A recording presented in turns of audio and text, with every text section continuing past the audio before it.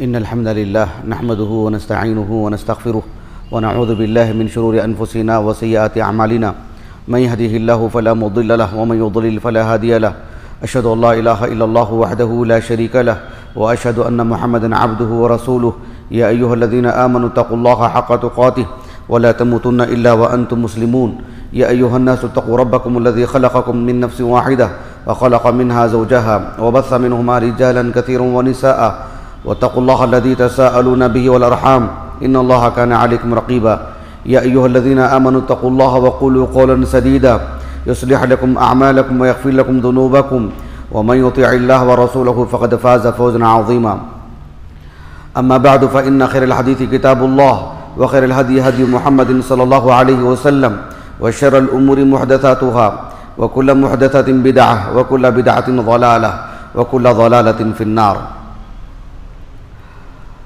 ذی وقار اہل علم اور دیگر حاضرین جمعہ، اللہ سبحانہ و تعالی ہمارے خالق ہیں، ہمارے مالک ہیں اور ہمارے معبود برحق ہیں.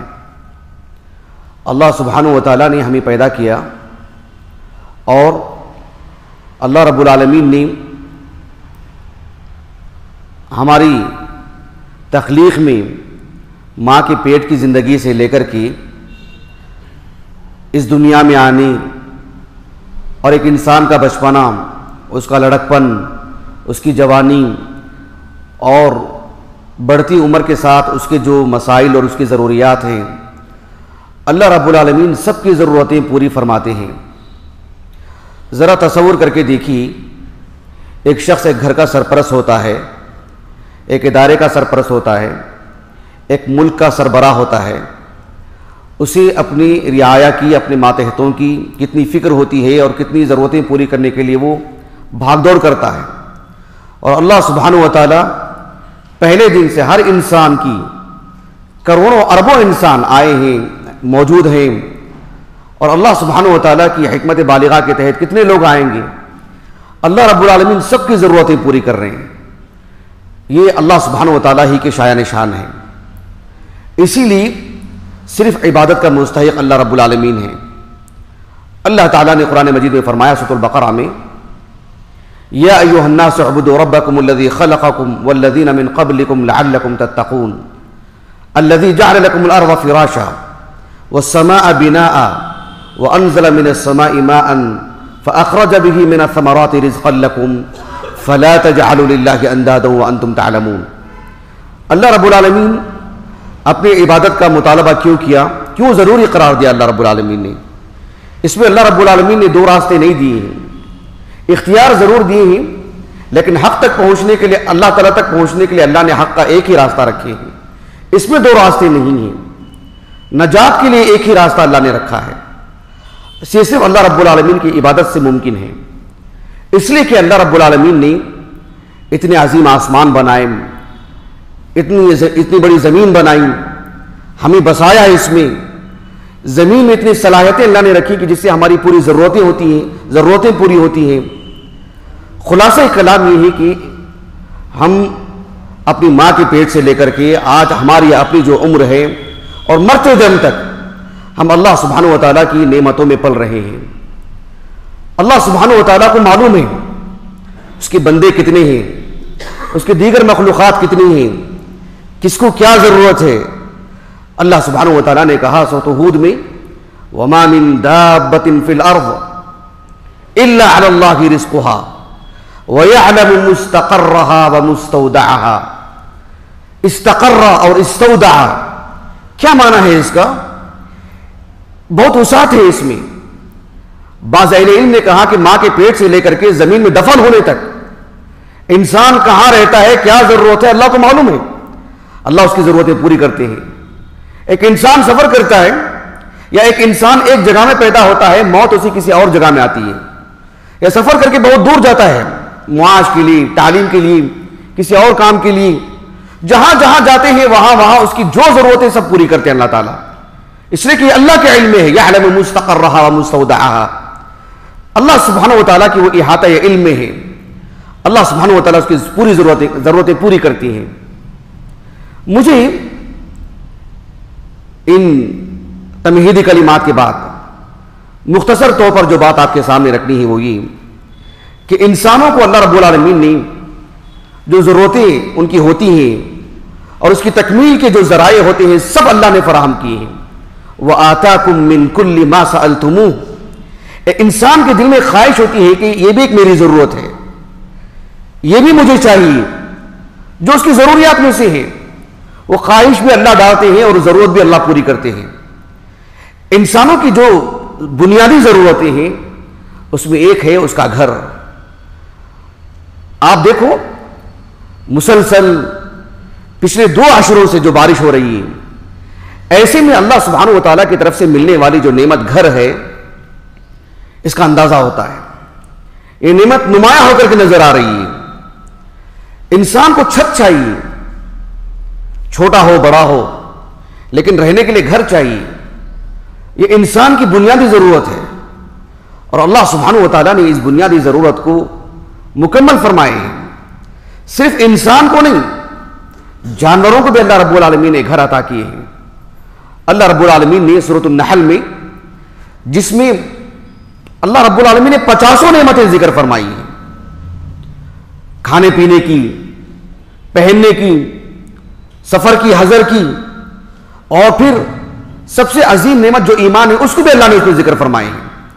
نعمتوں کو خوب خوب بیان کیا گیا ہے اس صورت میں. اللہ رب العالمین نے گھر کی نعمت کو بیان فرمایا, واللہ جعل لکم من بیوتکم سکنا وجعل لکم من جلود الانعام بیوتا تستخفونها یوم ظعنکم ویوم اقامتکم ومن اصوافها واوبارها واشعارها اثاثا ومتاعا الی حین. اللہ رب العالمین نے انسانوں کو گھر عطا فرمائے ہیں, اس میں وہ رہتا ہے, اس میں وہ رات گزارتا ہے, اس میں اس کی ستر پوشی کا بھی مسئلہ ہے. ہر پہلو سے اللہ رب العالمین کی ایک بڑی نعمت ہے. اللہ سبحانہ و تعالیٰ نے انسانوں کے لیے گھروں کی اگر بات کرتے ہیں, سفر میں, حضر میں, ہر 2 پہلو سے اس کے لیے آسانی فرمائے ہیں. اللہ رب العالمین نے حتیٰ کہ جو پہاڑ ہیں, پہاڑ میں فطری طور پر جو غار بنتے ہیں وہ بھی انسانوں کی جو گزرگاہیں ہوتی ہیں رات گزاری کے لیے اللہ رب العالمین نے ان کے لیے بطور گھر کا انتظام فرمائے ہیں. تو اللہ رب العالمین کی فی نفسی بہت عظیم نعمت ہے. ذرا غور کیجئے آپ, اللہ سبحانہ و تعالیٰ نے جانوروں کو بھی یہ نعمت عطا فرمائی ہے. اسی لیے اہل علم کہتے ہیں جو سورۃ الاعلیٰ کا آغاز ہے, سبح اسم ربک الاعلیٰ الذی خلق فسوی والذی قدر فہدی والذی اخرج المرعى.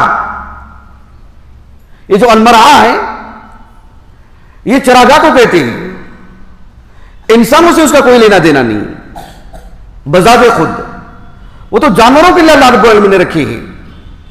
اہل علم کہتے ہیں کہ اللہ سبحانہ و تعالیٰ نے صرف جانوروں کی غذا کا بیان فرمایا, انسانوں کی غذا کا بیان نہیں فرمایا. وہ اس وجہ سے کہ یہ بتانے کے لیے کہ اللہ رب العالمین نے جانوروں کی غذا کا بیان فرمائے ہیں تو انسانوں کو بدرجہ اولا عطا فرمائیں گے اللہ رب العالمین.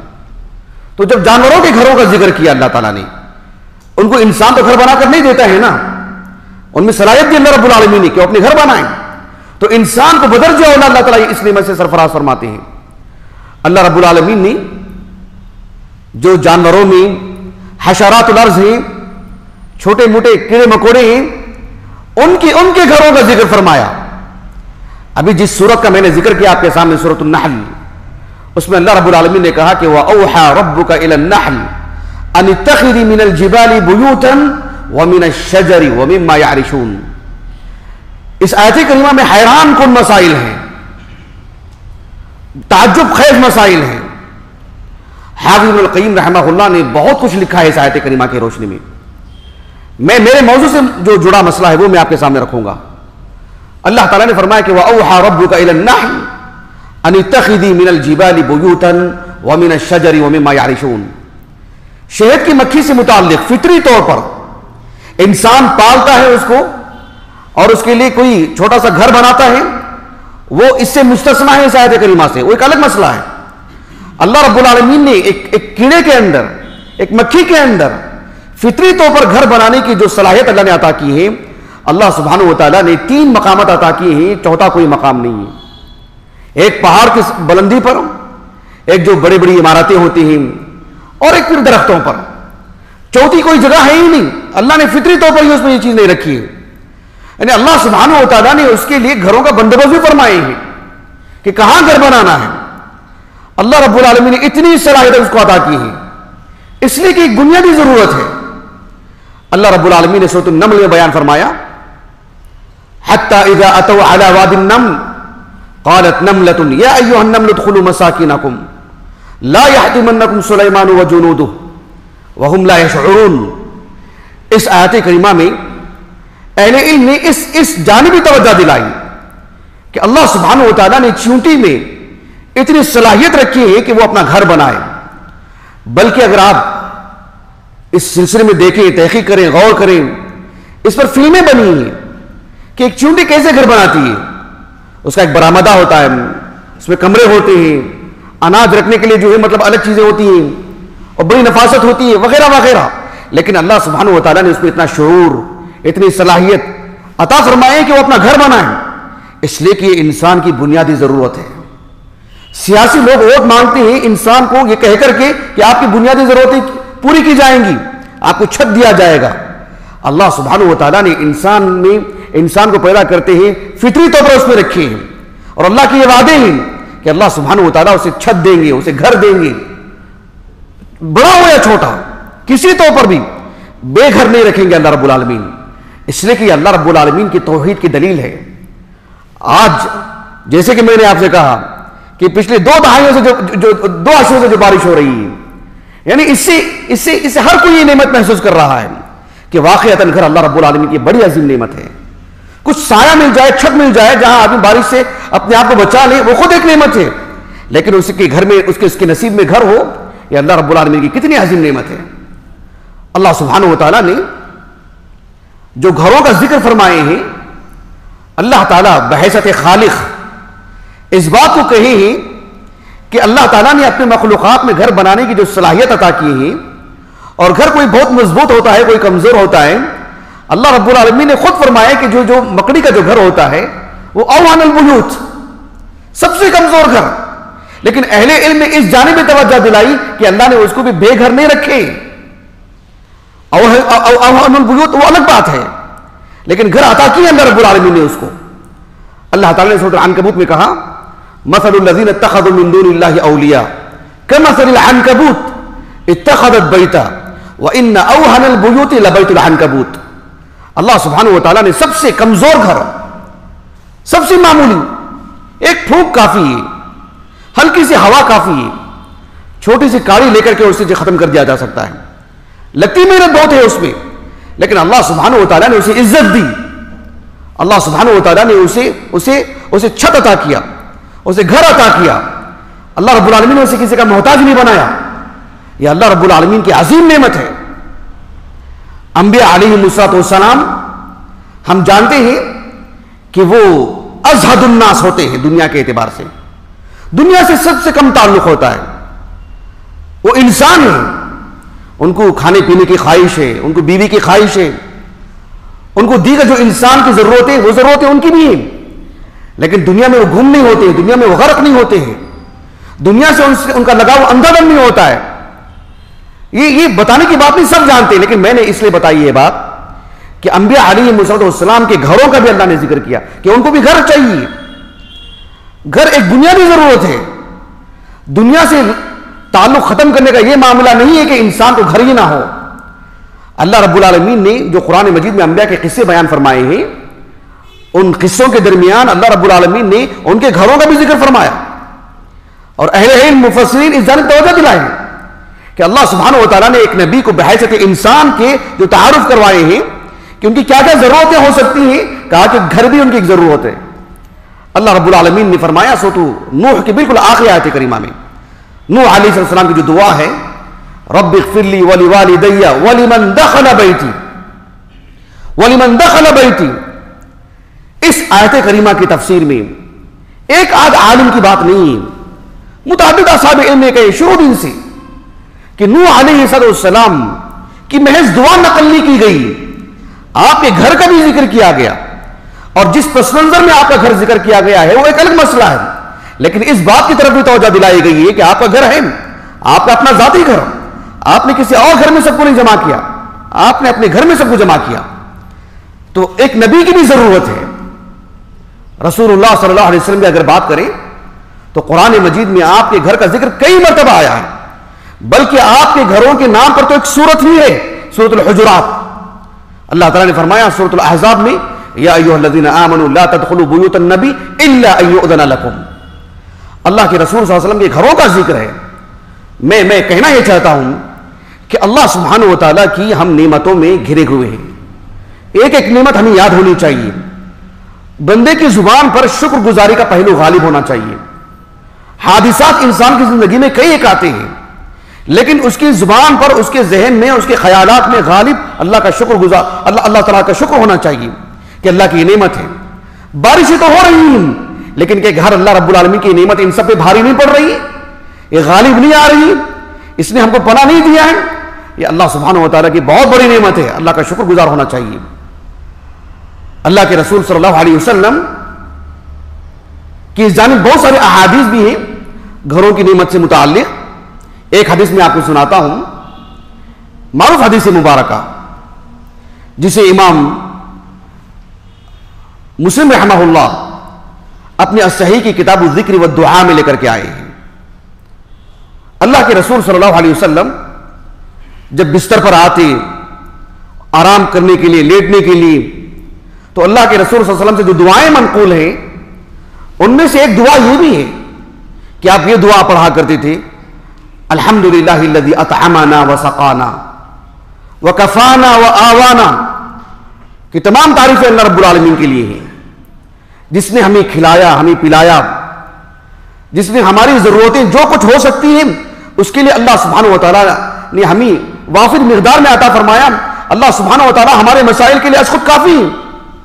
اور کہا کہ اللہ نے ہمیں ٹھکانہ دیا، ہمیں پناہ دی. وہ آوانا، امام محی الدین النووی رحمہ اللہ عالم اسلام کے بڑے علماء میں سے ایک، آپ نے اس حدیث کی شرح میں کہا کہ وہ آوانا، کہ کہا کہ اس کے کیا معنی ہیں؟ اس لیے کہ اللہ کے رسول نے کہا صلی اللہ علیہ وسلم، اللہ نے ہمیں پناہ دی ہے. فکم ممن لا کافی لہ ولا مؤوی، کتنے ایسے لوگ ہیں جن کی ضرورتوں میں کہیں نہ کہیں کبھی خلل ہو جاتا ہے اور ان کے لیے کبھی ٹھکانہ نہیں ملتا ہے، کبھی کوئی چھت نہیں ملتا ہے، ان کو کبھی بے سہارا نظر آتے ہیں. یہ اللہ رب العالمین کی حکمت بالغہ کے تحت ہے کہ ایسے بہت سارے لوگ ہیں، لیکن اللہ نے ہم کو ایسا نہیں عطا کیا، ایسا نہیں رکھا ہے. اللہ نے ہمیں اپنی نعمت عطا فرمائی، گھر عطا کیے ہیں، چھت عطا فرمائے ہیں. مؤوی کا معنی کیا بتایا امام نووی نے رحمہ اللہ؟ آپ نے کہا کہ دو معنی ہیں اس کے. ایک معنی یہ ہے کہ لا راحم لہ ولا عاطف علیہ. کتنے ایسے لوگ ہیں، کچھ لوگ معلوم ہوتا ہے کہ ان پہ کوئی ترس کھانے والا نہیں ہے، ان کی کوئی جذبات کو سمجھنے والا نہیں ہے، ان پر کوئی رحم کرنے والا نہیں ہے. یا اور بات ہے کہ اصولی بات یہ ہے کہ لا یکلف اللہ نفسا الا وسعها. کوئی نفس، انسان ہو، جن ہو یا کوئی جانور ہو، حشرات الارض ہو، نفسا، کوئی نفس، نفی کی سیاق میں ہے نکرہ، یہ اس میں عموم کا معنی آتا ہے. کوئی نفس ایسا نہیں ہے اسے اللہ رب العالمین اس کی طاقت سے بڑھ کر کے بوجھ ڈالے. یہ اللہ سبحانہ و تعالیٰ کا وعدہ ہے، یہ اللہ رب العالمین کی سنت ہے. لیکن اللہ سبحانہ و تعالیٰ کی حکمت بالغہ کے تحت کچھ چیزیں ایسی نظر آتی ہیں. ایسے میں اللہ رب العالمین نے اکثریت جن کو اللہ رب العالمین نے چھت عطا فرمائے ہیں، اللہ کے رسول نے جو دعا سکھائی صلی اللہ علیہ وسلم، الحمدللہ الذی اطعمنا وسقانا وکفانا وآوانا فکم ممن لا کافی لہ ولا مؤوی. کہا کہ ایک معنی تو یہ ہے اس کا مؤوی کا، لا راحم لہ ولا عاطف علیہ. اور دوسرا معنی یہ بتایا امام نووی نے رحمہ اللہ کہ لا وطن لہ ولا سکن. لا وطن لہ ولا سکن یأوی الیہ، اس کے لیے کوئی ٹھکانہ نہیں، اس کا اپنا شہر نہیں، اس کا اپنا گاؤں نہیں، اجنبی انسان ہے، چھت بھی نہیں ہے اس کے پاس. سبحان اللہ. اللہ سبحانہ و تعالیٰ ہے اپنی حکمت بالغہ کے تحت کچھ اس طرح کا نظام اللہ نے رکھے ہیں. یہ اللہ سبحانہ و تعالیٰ بہتر جانتے ہیں. اللہ سبحانہ و تعالیٰ سب کے لیے بہتر معاملہ فرمائے ہیں. ایسے میں انسان کے لیے چھت کتنا معنی رکھتا ہے، کتنی بڑی نعمت ہے. انسان کی زندگی میں بہت سارے حادثات آتے ہیں. ابھی لاک ڈاؤن کا مسئلہ تھا، کورونا کی وجہ سے لاک ڈاؤن کر دیا گیا، سب کو گھروں میں بند کر دیا گیا. لا قدر اللہ، ذرا تصور کر کے دیکھیں جس کے لیے گھر نہیں ہے کیا آفت رہی ہوگی. ایک حدیث مبارکہ ہے جسے امام ابو القاسم الطبرانی رحمہ اللہ اپنے المعجم الاوسط اور اپنے المعجم الصغیر میں لے کر کے آئے ہیں، اور شیخ البانی رحمہ اللہ نے صحیح کہا اس حدیث کو۔ اللہ کے رسول صلی اللہ علیہ وسلم نے فرمایا کہ توبہ توبہ لمن ملک لسانہ ووسعہ بیتہ وبکى علی خطیئتہ، کہ ایسے آدمی کے لیے خوشخبری ہے کہ انعام ہے اللہ رب العالمین کی طرف سے، جس نے اپنی زبان پر قابو رکھا اور جس کے گھر میں اسے اپنی لپیٹ میں لے لیا، جس کی وجہ سے وہ لوگوں کی تنگیوں سے، لوگوں کی باتوں سے، لوگوں کی آفتوں سے۔ امام مناوی رحمہ اللہ نے اس حدیث کی شرح میں کہا کہ اعتزل عن الناس، لیکن اس حدیث کی جو کلمہ ہے بہت وسعت ہے، یعنی کسی بھی طرح کی آفت ہو، چاہے انسان کی طرف سے ہو، چاہے اللہ سبحانہ وتعالیٰ نے کسی موسمی اعتبار سے کوئی آفت رکھی ہو، کوئی اور معاملہ رکھی ہو، ہر اعتبار سے گھر جب اسے اپنی لپیٹ میں لے لیتا ہے، یہ اللہ تعالیٰ کی عظیم نعمت ہے۔ کتنے لوگوں کو ہم نے دیکھا ہے، لوگ چلے جا رہے ہیں، ایک جگہ سے دوسری جگہ جا رہے ہیں، چھت نہیں ان کے پاس، کہیں رہ نہیں سکتے ہیں، کہیں سو نہیں سکتے ہیں۔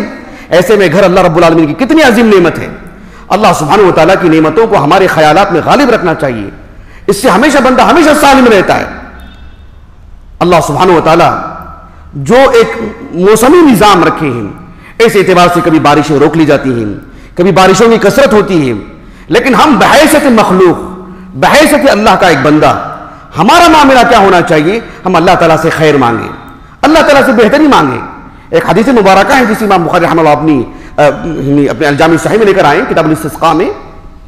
ام المؤمنین عائشہ رضی اللہ عنہا کہتی ہیں کہ آپ صلی اللہ علیہ وسلم جب مطر کو دیکھتے، جب بارش کو دیکھتے ہیں، تو آپ صلی اللہ علیہ وسلم دعا کیا فرماتی؟ اللہم صیبا نافعا۔ دعا تقریباً سب لوگوں کو یاد ہے، ہم دیکھتے ہیں کہ لوگ اس کو اسٹیٹس میں رکھتے ہیں، زبان پر بھی ہونی چاہیے، شعور سے پڑھنا چاہیے، یقیناً اس میں بہتری لاتے ہیں رب العالمین۔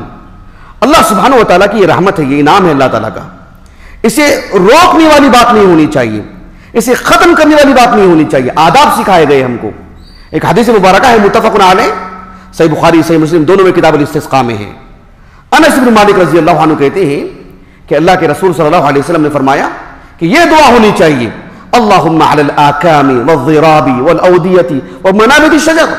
اے اللہ یہ جو بارش ہے ٹیلوں پر ہو، پہاڑوں پر ہو، باغیچوں میں ہو، اس طرح کے میدانوں میں ہو جہاں لوگ نہیں رہتے ہیں، آبادی نہیں، وہاں پر بارش ہو، بارش کو روکنے والی بات نہیں ہونی چاہیے۔ اللہ سبحانہ وتعالیٰ کبھی اپنی حکمت بالغہ کے تحت اس نظام میں ایسا معاملہ رکھے ہیں کہ کبھی پانی گھروں میں آ جاتا ہے، کبھی راستے بند ہو جاتے ہیں، کبھی کچھ اور، جہاں انسانوں کی رہائش ہے، جہاں انسانوں کی چہل پہل ہے۔ ایسے میں یہ دعا کثرت سے ہونی چاہیے، شعور سے ہونی چاہیے کہ اللہم صیبا نافعا۔ ایک اور دعا ہے اللہم علی الاکام والضراب والاودیۃ ومنابت الشجر۔ اگر کسی کو یاد نہیں ہے لکھ کر کے یاد کر لیں یا دیکھ کر کے پڑھ لیں، شعور سے پڑھیں، کوئی ضروری نہیں کہ زبانی پڑھیں، دیکھ کر کے بھی پڑھیں، دھیرے دھیرے یاد ہو جائے گی۔